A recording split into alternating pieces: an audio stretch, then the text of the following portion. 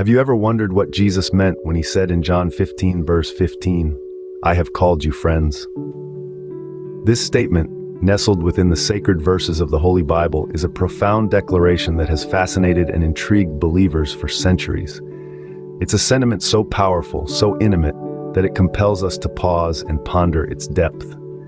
To appreciate the true essence of this statement, let's take a step back and set the scene. We find these words in the Gospel of John, chapter 15, verse 15. This verse is part of a larger discourse, a heartfelt conversation that Jesus is having with his disciples during the final hours before his crucifixion.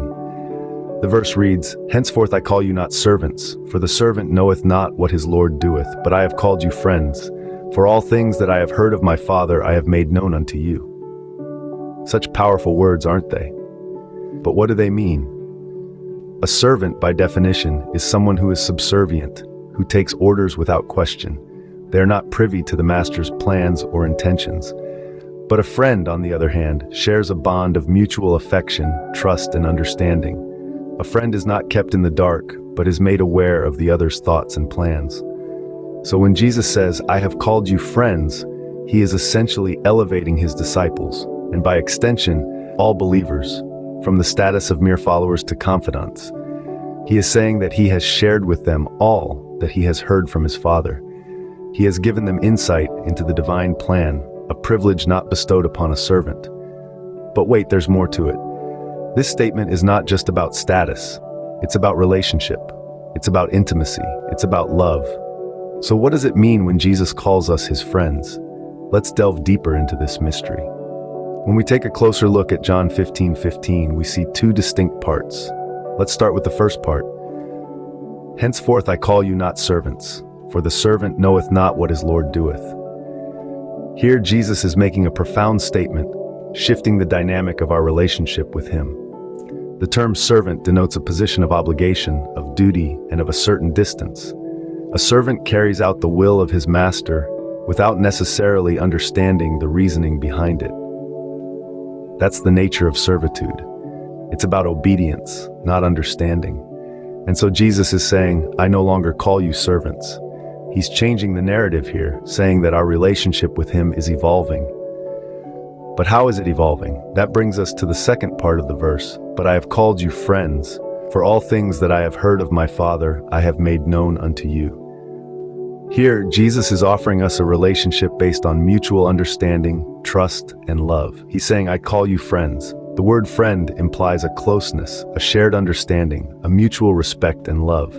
It's intimate, personal, and most importantly, reciprocal. This is a far cry from the master-servant dynamic we explored earlier.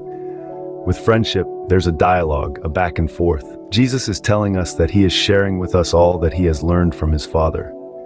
This isn't about blind obedience anymore. It's about understanding, about being let in on the divine plan. It's about being trusted with the knowledge of God's will. It's about being seen as worthy of understanding God's purpose. This is a significant shift in our relationship with him. But why does this matter? It matters because it changes how we interact with Jesus, with God, and with our faith.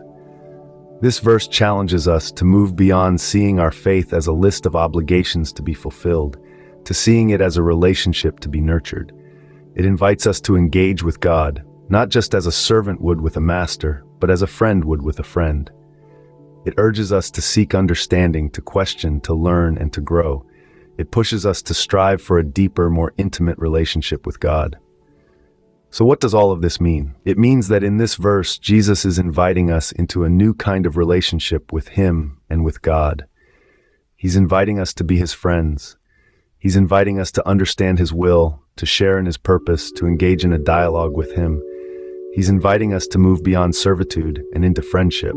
Therefore, in this verse, Jesus is establishing a new relationship with us, one of friendship rather than servitude. Now that we've broken down the verse, what does it actually mean for us today? Well, my friends, this is where the real beauty of John 15:15 unfolds. When Jesus calls us his friends, he's not just putting a friendly label on our relationship. No, he's inviting us into an intimate personal connection with him, one that transcends the boundaries of time and space. But let's take a step back. In the Old Testament, friendship with God was a rare and precious gift. Think of Abraham, who was uniquely called a friend of God in James 2:23, or Moses, who conversed with God as a man speaks to his friend, as mentioned in Exodus 33:11. These were exceptional relationships reserved for extraordinary individuals. Yet in John 15:15, Jesus extends this profound privilege of friendship to all of us, you and me included. He's saying you are not just a follower, not just a believer, but a friend. This is a radical shift in how we perceive our relationship with Jesus. It's an invitation into a deeper, more personal relationship with Him. And what does this invitation entail? Well, it implies an open dialogue, a two-way communication with Jesus. As Proverbs 18:24 reminds us, a man that hath friends must show himself friendly. Being a friend of Jesus means we engage with Him, speak to Him, and more importantly, listen to Him. Additionally, this friendship is not a one-sided affair where only we benefit. Jesus makes it clear in John 15:15 that He confides in us, shares His Father's will with us, and trusts us with His teachings. He doesn't call us servants because a servant doesn't know his master's business. Jesus treats us as friends by revealing the heart and will of God to us. Moreover, being called a friend by Jesus impacts our spiritual lives in profound ways. It affects how we pray, how we read the Bible, and how we live our lives. It's not just about following rules or doing good deeds. It's about nurturing a relationship, a friendship with Jesus. It's about understanding His teachings at a deeper level, about loving as He loved, forgiving as He forgave, and serving as He served. This friendship with Jesus also influences how we interact with others. As friends of Jesus, we are called to extend His love and grace to those around us. We are called to be His hands and feet in this world, to demonstrate His love in tangible ways. This is the essence of being a friend of Jesus, to know Him, to love Him, and to make Him known. So being called a friend by Jesus changes our relationship with Him and invites us into a deeper understanding of His teachings. It's a beautiful invitation, one that promises a transformative journey of faith, love, and service. What a privilege it is to be called a friend by Jesus. In our journey to understand John 15:15, we've uncovered some profound truths. As we delved into the intricate layers of this verse, we discovered the beauty of its message and the transformation it brings to our lives as believers. We began by breaking down the verse, word by word, phrase by phrase. We explored the words of Jesus as He says, "No longer do I call you servants, for a servant does not know what his master is doing, but I have called you friends, for all things that I heard from my Father I have made known to you." The significance of Jesus referring to His followers as friends, not servants, is powerful. It signifies a shift in the relationship from one that may be seen as hierarchical to one that embraces equality, intimacy, and understanding. We then delved into the meaning of this verse. In doing so, we saw how Jesus invites us into a relationship that is based on love, trust, and mutual respect.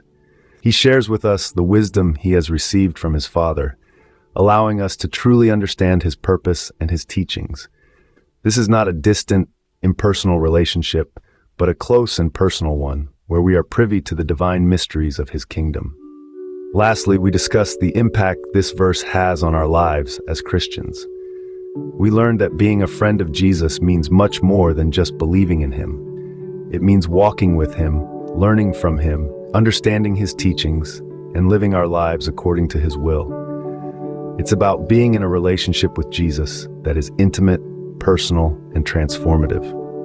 In conclusion, John 15:15 invites us to a deeper understanding of our relationship with Jesus.